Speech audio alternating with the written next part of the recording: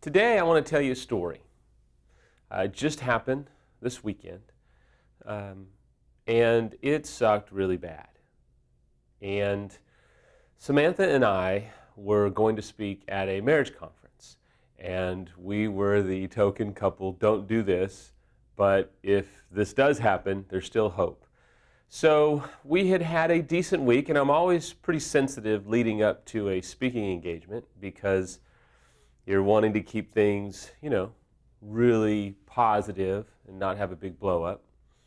It's usual that before you're going to do something like that, there's some kind of blow up or what have you. So things were going great. We were excited. We flew out of state and we were checking into our hotel. And I'm going to stop you and preface it with this. So there's many of you that watch this that are strong in your faith, Christians, Catholic, from a lot of different theological backgrounds. And so today I'm going to refer to the darkness. And for you and for myself and for many others, the darkness would really allude to the enemy, Satan, the devil, all of that. For you that are not a Christian, because there's a lot of you that watch these blogs that don't subscribe to faith, I'm just going to refer to it as the darkness. And this will make more sense as I get into the story. But I don't want you to feel alienated, so I'll just refer to the darkness. And for you, you can attach whatever meaning that's going to mean to you, because I think after I tell this story, it'll make better sense. So we're checking into the hotel, and great flight, everything's awesome.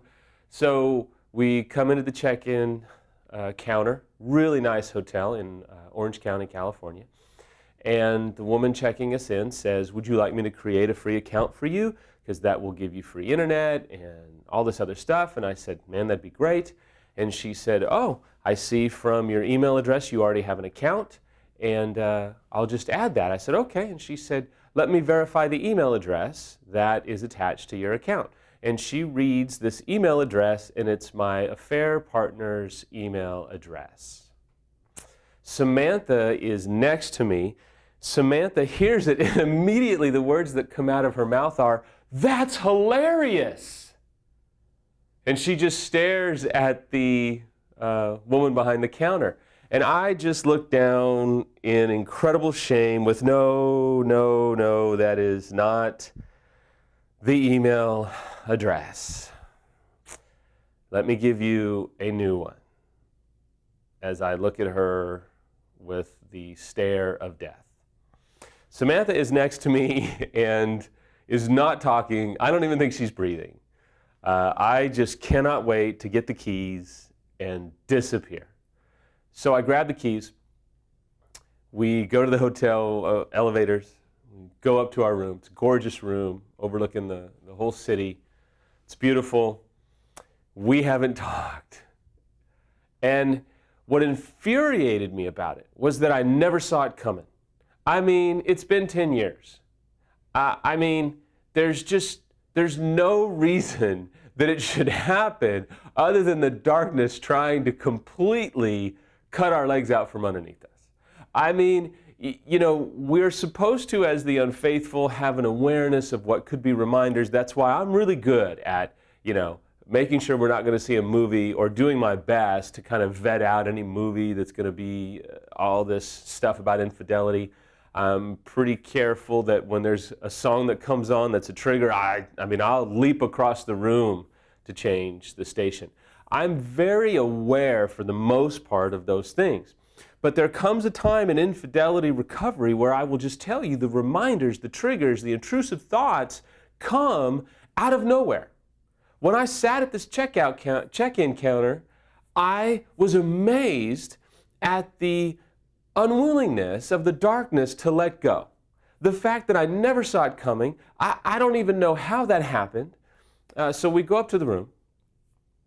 Samantha is sitting down, and I am swirling around in hopelessness, despair, and shame, a mere 24 hours from when we're going to speak.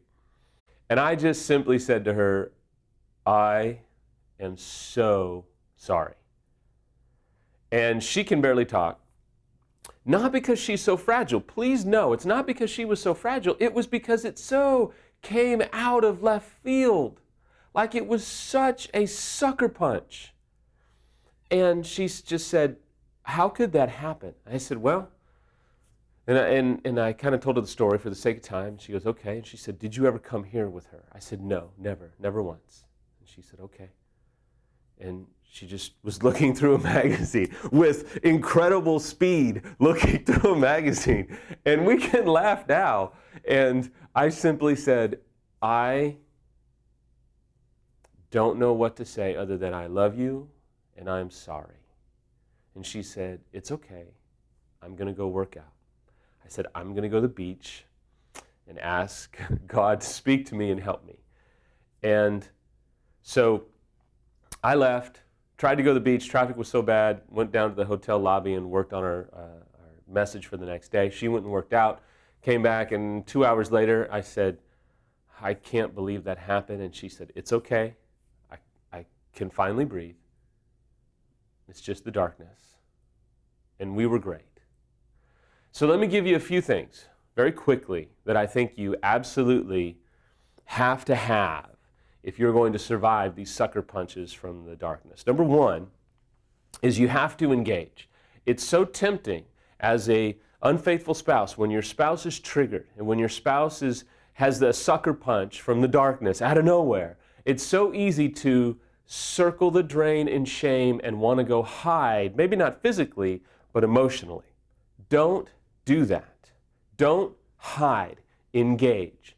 Show your spouse that you are willing to take it all and that you're going to engage them and be with them in their pain. Don't run away. It's the worst thing that you can do besides getting defensive or blaming them or any of that nonsense. Number two, have a plan or a protocol. For me, when those types of things happen, my protocol is I engage, I take the heat, I allow her to dictate what she would like to do.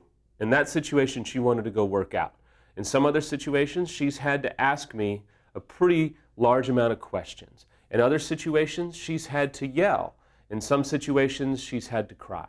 But at some level, I kind of go off of her to a certain extent. I engage, but I'm available for whatever she wants. And then after that, when it's a big one, I have an accountability partner that I call in the middle of my own shame and pain, and I kind of vent, I scream, I connect with him, and I say, here's my line. I say to him, you want to feel better about your life? And he says, oh no, give it to me. And this is what happened. And he says, man, that sucks. I said, yeah. But it keeps me from shame. It keeps me from circling the drain of condemnation and despair. Finally, most important, I think, is to understand that your recovery is not child's play. This is the strategy of darkness to destroy your marriage, destroy your family, destroy your recovery. Even if you're divorced, the enemy, the darkness, if you will, wants to completely surround you with hopelessness and despair. Don't let it happen. This is about more than just a marriage agreement. This is about a covenant. This is about your destiny. This is about your life. This is not something to take lightly. The audacity of the darkness continues to shock me. But as long as you refuse to quit, as long as you have a protocol, you can make it through. And when you get sucker punched, take it as a sign for good, because something good is coming your way. Something good is going to happen to you. There's some form of redemption that's going to come your way if you refuse to quit.